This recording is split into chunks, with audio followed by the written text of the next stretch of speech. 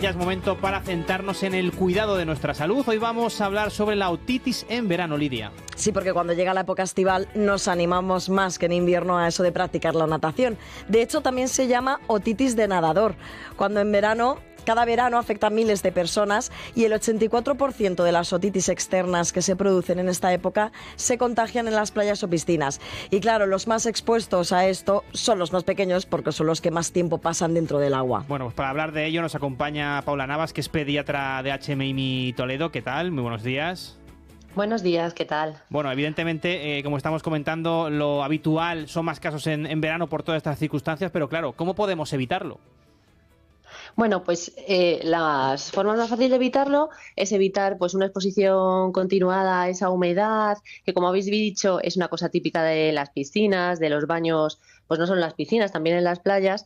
Y por otra parte en casa podemos evitar esa limpieza enérgica del CAE. Muchas veces no aconsejamos a los papás pues que limpien con esos bastoncillos, sobre todo porque hay riesgo de perforación del tímpano o daños de esa pielecilla que recubre el conducto externo, y eso puede facilitar que con la humedad se haga una sobreinfección.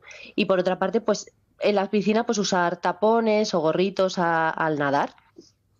Dices que hay que hacer una limpieza correcta, pero ¿cómo se hace? ¿Cuál es la forma correcta de hacerlo? Bueno, la limpieza correcta, o sea, para evitar el riesgo de perforación, sobre todo es no introducir estos bastoncillos y limpiar solamente la suciedad que sale por esa parte externa, pues con el piquito de una toalla o una gasita.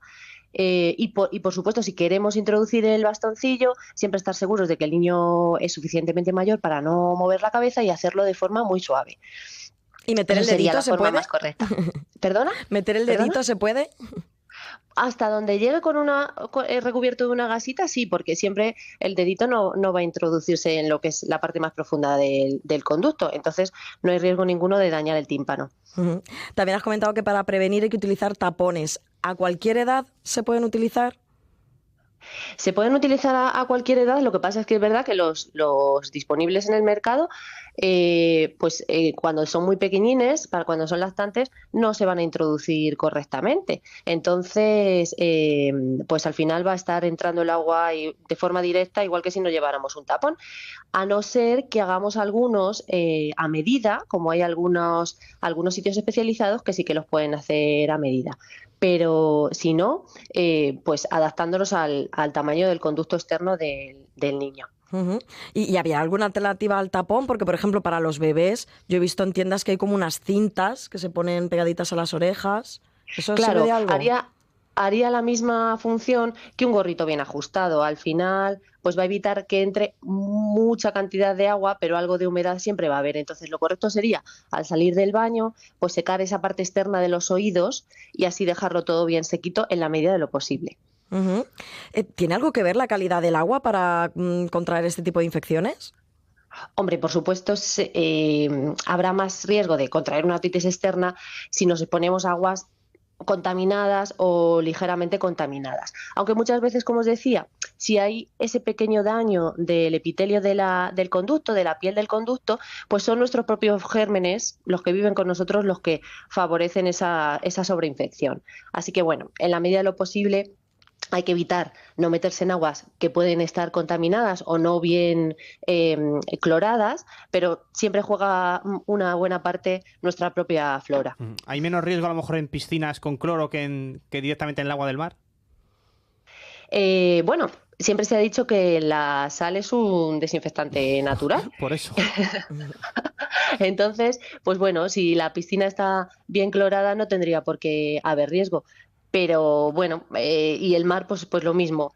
En principio el agua salada es un desinfectante natural, pero bueno, siempre hay, sobre todo que se quede ahí acumulado el agua después en nuestro oído externo, pues es el que va a causar pues ese riesgo de sobreinfección de nuestra propia flora en el contexto de esa humedad.